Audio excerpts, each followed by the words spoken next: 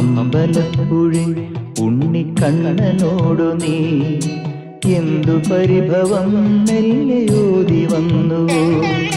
കൽവിളക്കുകൾ പാതി മിന്നി നിൽക്കവേ എന്തു നൽകുവാൻ എന്നെ കാത്തു നിന്നു നീ.